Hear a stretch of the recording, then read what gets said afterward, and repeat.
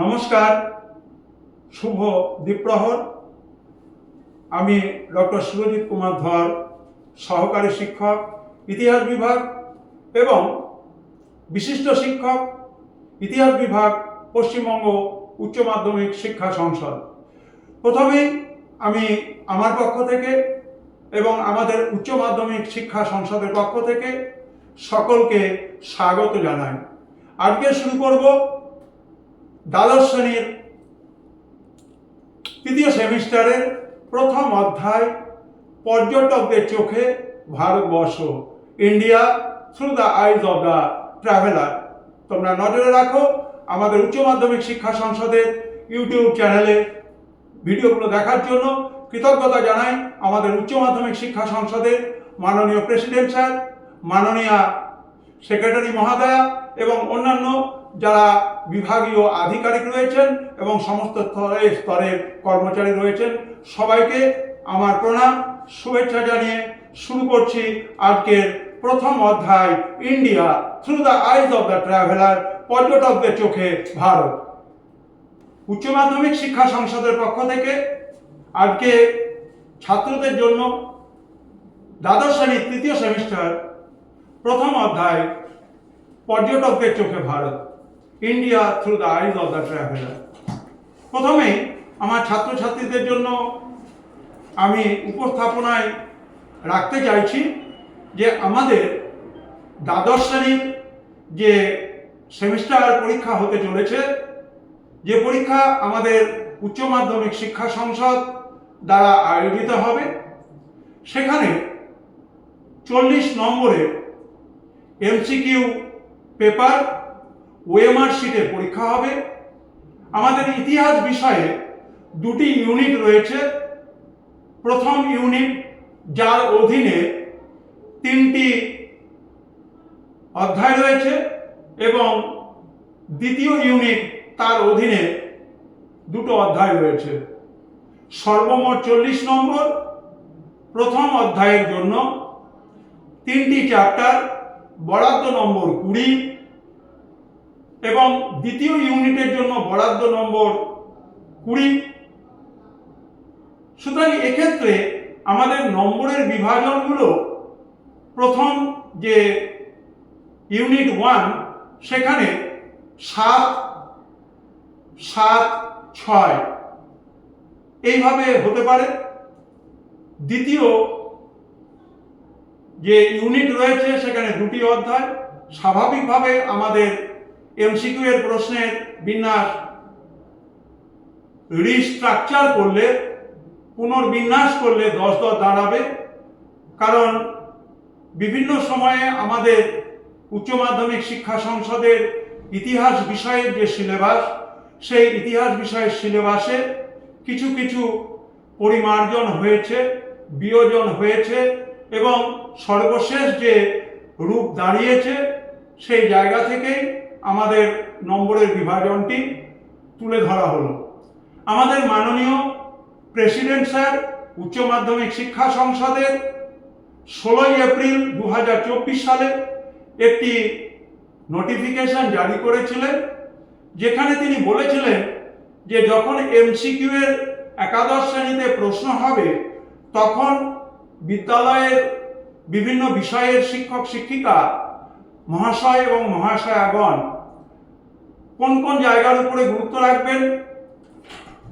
তারা রাখবেন শূন্যস্থান পূরণ, স্তম্ভ মেলানো, assertion reasoning, diagram based question, rearrangement of sentences on prescribed sequence, true false, case based question.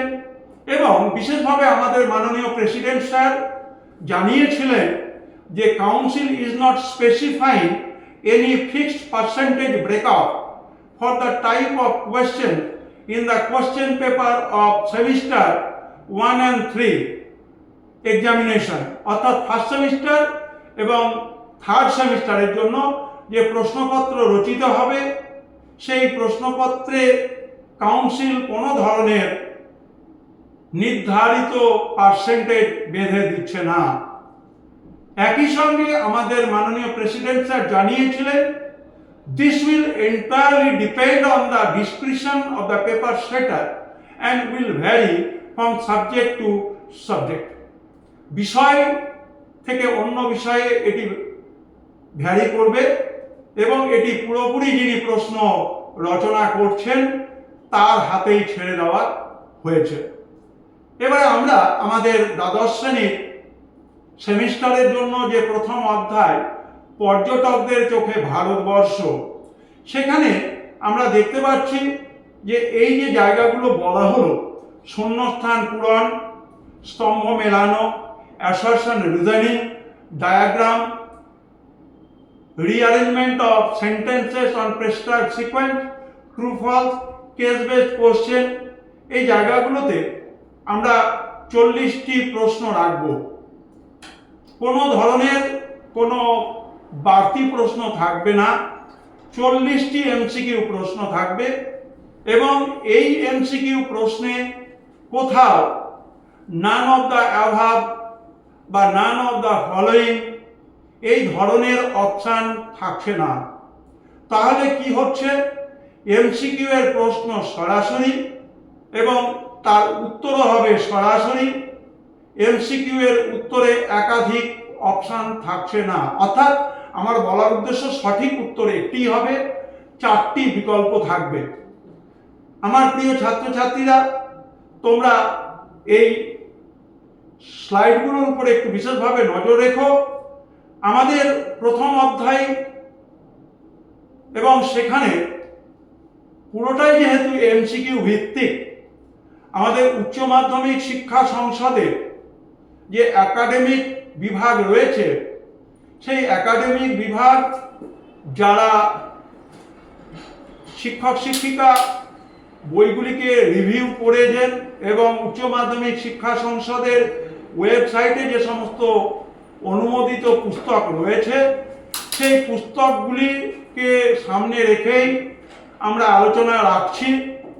আমাদের এখানে পর্যটকদের কথা বলতে গিয়ে ভারতবর্ষে এসেছিলেন এরকম প্রচুর পর্যটক আছে, কিন্তু এখানে আমাদের উচ্চ মাধ্যমিক শিক্ষা সংসদ কতজন পর্যটকের কথা বলে দিয়েছেন, যার মধ্যে আল মাসুদি রয়েছেন, আল বিরুনি রয়েছেন।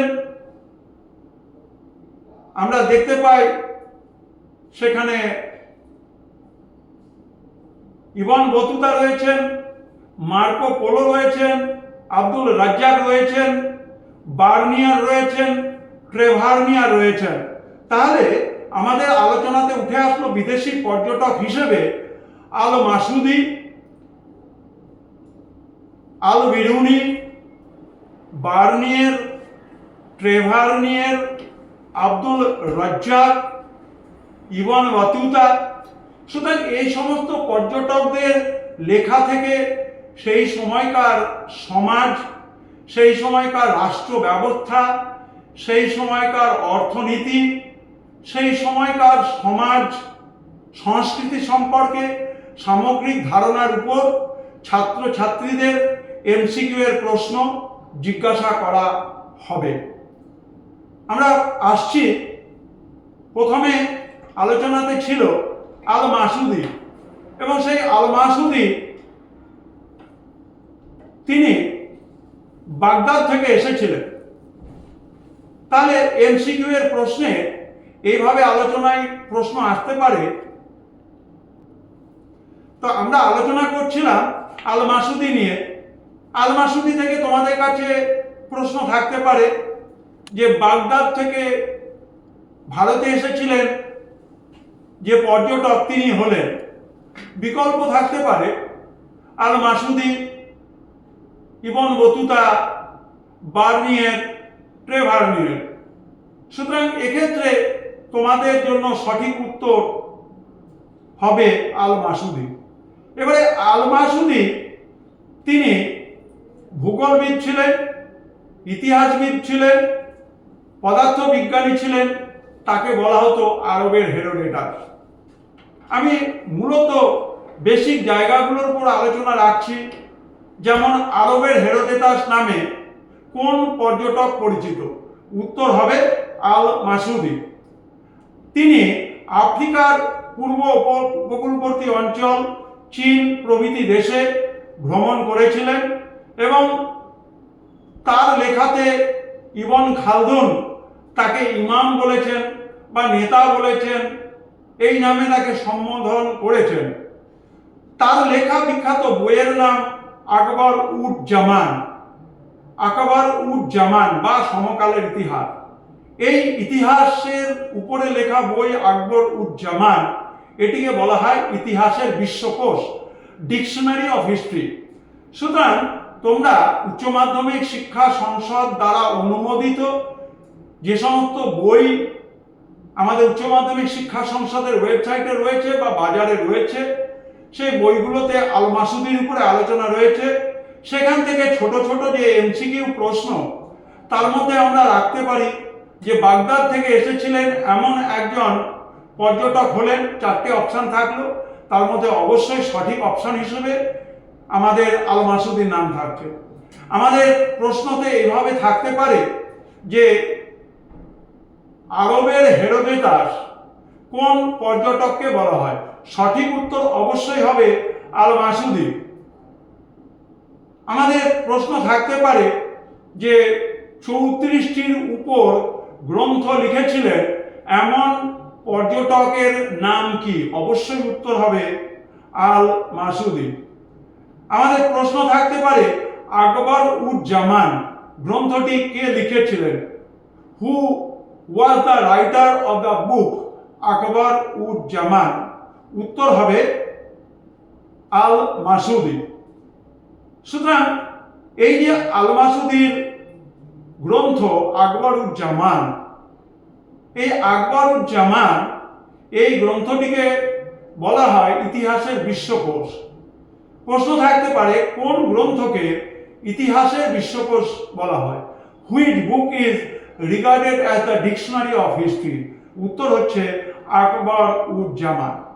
আমরা একইভাবে আলোচনাতে আসব অন্যান্য যে পর্যটকরা ছিলেন, সেই পর্যটকদের মধ্যে ইবন বতুতার কথা আমাদের আলোচনায় আসবে। সেই ইবন বতুতার প্রকৃত নাম আব্দুল্লাহ মোহাম্মদ। তিনি ভারতবর্ষে মৌলানা বদরুদ্দিন নামে পরিচিত এবং ইবন বতুতা তিনি ভারতবর্ষে দীর্ঘ সময় কাটিয়েছেন, বিভিন্ন ধরনের রাজাদের রাজসভা অলঙ্কৃত করেছেন এবং তার লেখাতে গুরুত্বপূর্ণ যা যা তথ্য উঠে এসছে তার উপরে প্রশ্ন থাকতে পারে। আমাদের আলোচনায় আসবে মার্কো পোলো। এই মার্কো পোলোকে বলা হয় আধুনিক ভূগোলের মহান পিতা, ফাদার অফ মডার্ন জিওগ্রাফি। প্রশ্ন এমসিকিউ এ থাকতে পারে যে কোন বিদেশি পর্যটককে আধুনিক ভূগোলের মহান পিতা বলা হয়? Which foreign traveller is regarded as the modern father of modern geography? এবং সেখানে আমরা দেখতে পাচ্ছি যে মার্কো পোলোর রচনাতে মঙ্গল সম্রাট কুবলাই খানের কথা এসেছে এবং সেখানে টঙ্কিন উপসাগর, চম্পা, সুমাত্রা, আন্দামান, সিংহল প্রভৃতি জায়গার কথা এসেছে।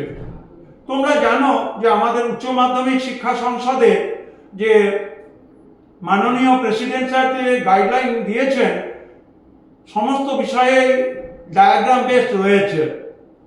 আমাদের ইতিহাস বিষয়ে ডায়াগ্রামের চিন্তা ভাবনাটিকে কিভাবে আমরা প্রয়োগ করতে পারি? ধরা যাক যে 4জন পর্যটকের ছবি দেওয়া হলো, তোমাদের কাছে প্রশ্ন রাখা হলো যে তালিকায় দেওয়া পর্যটকদের মধ্যে ইবন বতুতার ছবি হলো। ওখানে Ibn Battuta, Marco Polo, Bernier, Tavernier ছবি রয়েছে। তোমাদের কাছে জানতে চাওয়া হয়েছে এই 4টে ছবির মধ্যে কোনটি ইবন বতুতার। অতএব এই চিন্তাধারাটি হচ্ছে আমাদের ইতিহাসের ডায়াগ্রাম। বা ধরা যাক আমাদের ইতিহাসে মানচিত্র দেওয়া হলো এবং সেই মানচিত্রে আমাদের সুরাটের জায়গাটাকে চিহ্নিত করে দেওয়া হলো। তোমাদের কাছে প্রশ্ন রাখা হলো, মানচিত্রে চিহ্নিতকৃত স্থানটি হলো, the pointed out portion in the map is,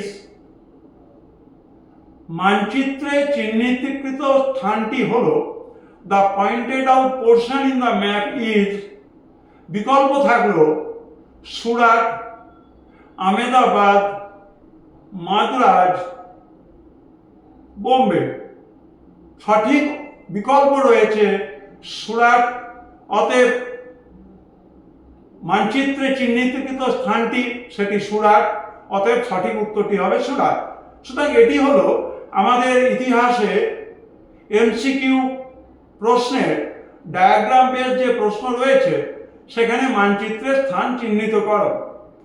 আমরা আলোচনাতে আসছি যে আমাদের যে পর্যটকদের চোখে ভারতবর্ষ, সেখানে জলসেচ এবং মানুষের জীবনযাত্রায় সেচ ব্যবস্থার গুরুত্ব, শস্য উৎপাদনে পারসিক চক্র, সেই পারসিক চক্রের ছবি তোমরা দেখতে পাচ্ছ। আমাদের আলোচনায় থাকতে পারে যে জলচক্র আসলে এটির ব্যবহার কোথা থেকে ভারতবর্ষে এসেছিল। উত্তর হচ্ছে পারস্য থেকে, এবং এই জন্য এটার নাম হচ্ছে পার্সিয়ান হুইল। আমরা শিল্প হিসেবে আমাদের সুতি বা বস্ত্র বয়ন শিল্পের এই সময় একটা জগৎজোড়া নাম ছিল। মসলিনের নাম বিখ্যাত ছিল। বিভিন্ন যে বিদেশি পর্যটক এসেছেন তাদের রচনাতে বাংলার মসলিন শিল্প, যা কিনা খুবই সূক্ষ্ম, তার কথা উঠে এসেছে। গুজরাটের অত্যন্ত সূক্ষ্ম জরি শিল্পের কথা উঠে এসেছে, গালিচা শিল্পের কথা উঠে এসেছে। সুতরাং এই জায়গাগুলো থেকে তোমাদের প্রশ্ন জিজ্ঞাসা করা হতে পারে যে Bengal was famous for which product, Bangla কোন ধরনের উৎপাদিত বস্ত্রের জন্য বিখ্যাত ছিল। সেখানে থাকবে গামছা, মশারি, থান কাপড়, মসলিন। অবশ্যই তোমাদের সঠিক বিকল্প হচ্ছে মসলিন। অতএব মসলিনের যে বিকল্প অপশন রয়েছে সেটা এ বি সি ডি বড় হাতের হতে পারে। যেটি হবে সেটি তোমরা তোমাদের ওএমআর শিটে ব্ল্যাক বল পয়েন্ট পেন দিয়ে ডার্কেনিং করে দেবে। আমরা এই সময় দেখতে পাই ইবন বতুতার আলোচনা রয়েছে বিদেশি পর্যটক হিসেবে। তার লেখা গ্রন্থের নাম রেহলা বা কিতাব উল রেহলা। ইতিহাসের একটা অত্যন্ত গুরুত্বপূর্ণ উপাদান, এবং তার নাম, ইবন বতুতার নাম আব্দুল্লাহ মোহাম্মদ। তিনি মৌলানা বদরউদ্দিন নামে পরিচিত। তার পিতার নাম আব্দুল্লাহ ইবন মোহাম্মদ। তাদের পারিবারিক পেশা ছিল বিচার বিভাগীয় কাজ এবং দাতব্য সংস্থা পরিচালনা। বিভিন্ন ধরনের চ্যারিটেবল কাজ তারা করতেন এবং মূলত তারা ছিলেন বিচার বিভাগের সঙ্গে যুক্ত। এবং আমরা সেক্ষেত্রে এই মুসলিম যুগে আমাদের আলোচ্য সময় দশম থেকে সপ্তদশ শতক। ভারতবর্ষ বিদেশি পর্যটকদের চোখে এর সময়সীমা কিন্তু খ্রিস্টীয় দশম শতক থেকে খ্রিস্টীয় দ্বাদশ শতক। অতএব এই সময়কালের মধ্যে ভারতবর্ষের সমাজ, অর্থনীতি, রাষ্ট্রনীতি, বিভিন্ন সাংস্কৃতিক দিকগুলো পর্যটকদের নজরে যেভাবে ধরা পড়েছে সেগুলো এখানে আলোচনায় আসবে। তোমরা দেখো, আমরা আমাদের স্লাইডে একই সঙ্গে তোমাদের জন্য কন্টেন্টগুলোকে শেয়ার করে দিচ্ছি। ইবন বতুতা বাংলাতেও এসেছিলেন এবং বাংলার বিভিন্ন ধরনের গুরুত্বপূর্ণ জায়গা এবং গুরুত্বপূর্ণ শিল্প, গুরুত্বপূর্ণ সাংস্কৃতিক দিক, সেগুলো তার আলোচনায় এসেছিল। আমি তোমাদের জন্য আলোচনায় বলছি যে ইবন বতুতার লেখা গ্রন্থের নাম ড্যাশ, শূন্যস্থানে সঠিক উত্তরটি বসাও।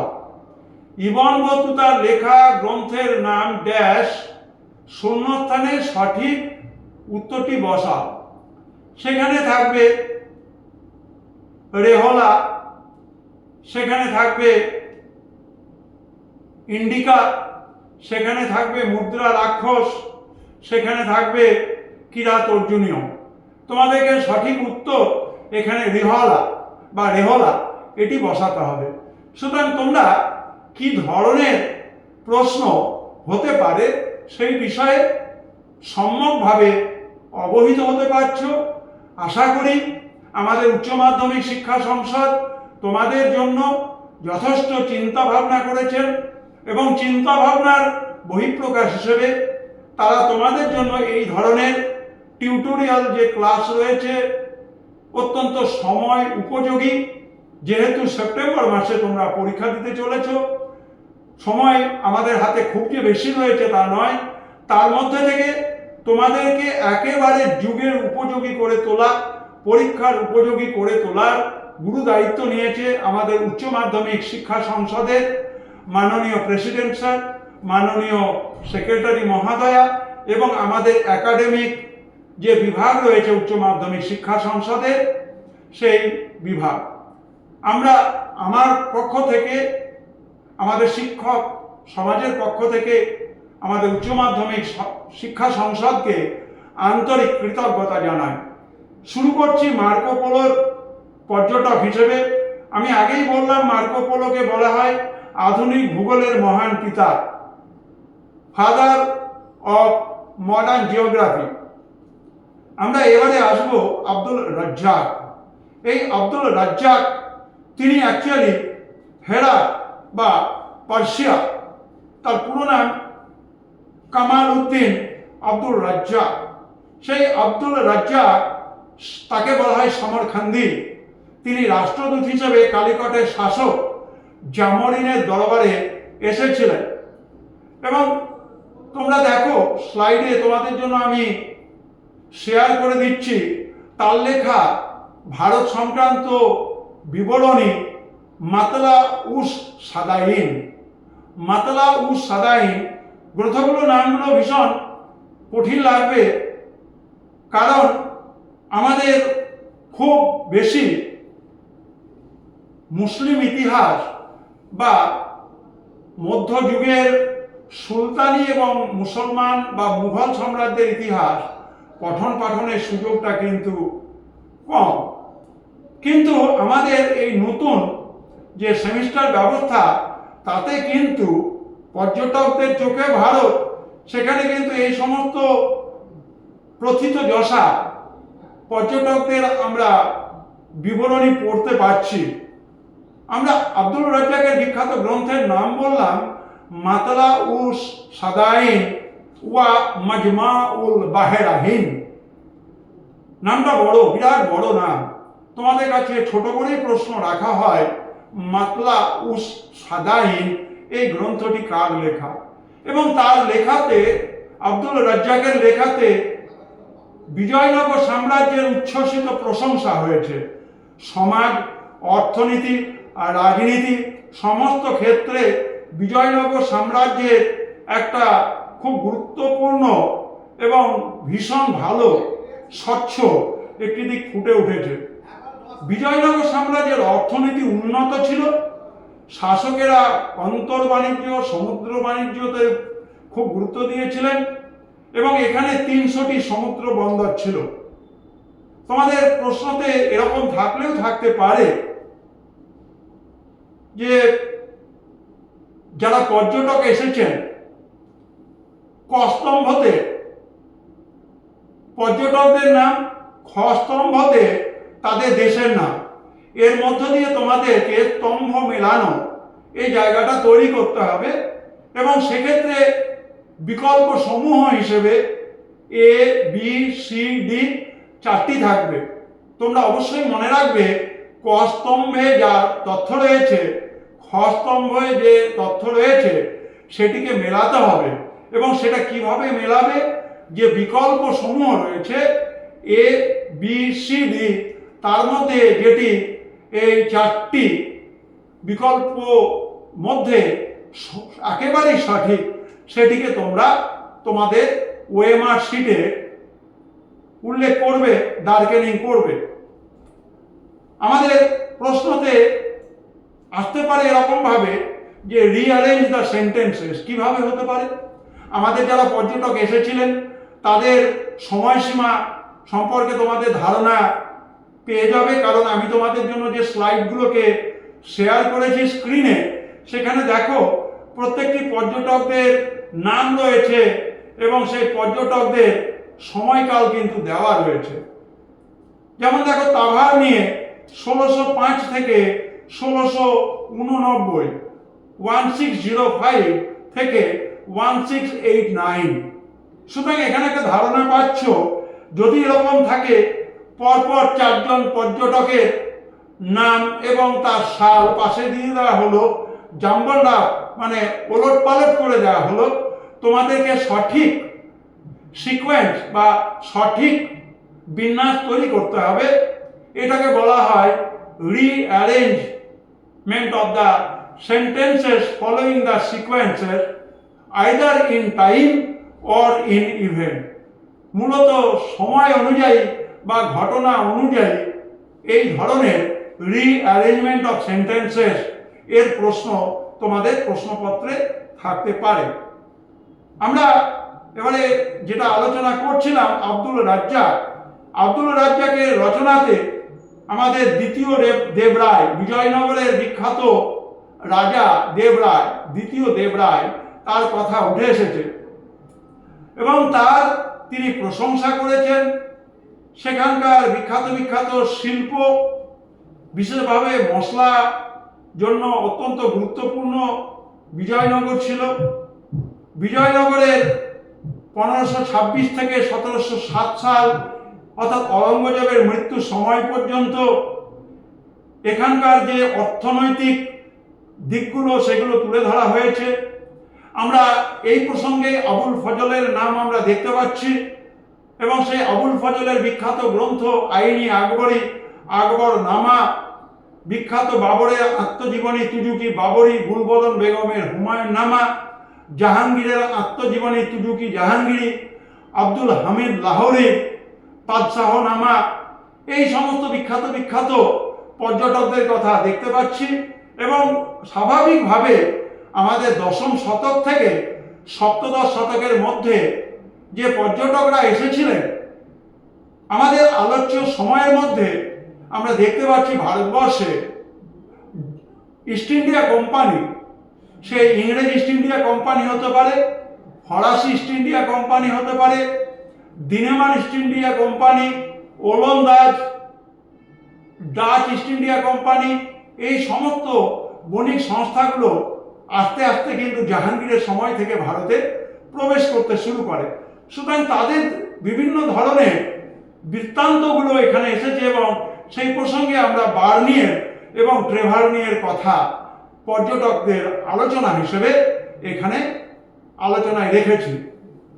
মূলত আমাদের মনে রাখতে হবে, তোমাদের প্রথম অধ্যায় দ্বাদশ শ্রেণীর তৃতীয় সেমিস্টারের প্রথম ইউনিটের প্রথম অধ্যায় পর্যটকদের চোখে ভারত, তার গুরুত্বপূর্ণ অংশ জুড়ে রয়েছে পর্যটকদের বিবরণী। কিন্তু শুধুমাত্র আমরা পর্যটকদের বিবরণী কে আলোচনা যেরকম করছি, তেমনি আমাদের এই পর্যটকদের বিবরণীর সীমাবদ্ধতা জানা দরকার। সীমাবদ্ধতাটা কি? তারা বাইরের দেশ থেকে এসেছিলেন, তারা খুব কমই ভারতবর্ষের ভাষা, ভারতবর্ষের সংস্কৃতি, ভারতবর্ষের মানুষের জীবনযাত্রা প্রণালী জানতেন। মূল সমস্যা ছিল ভাষা।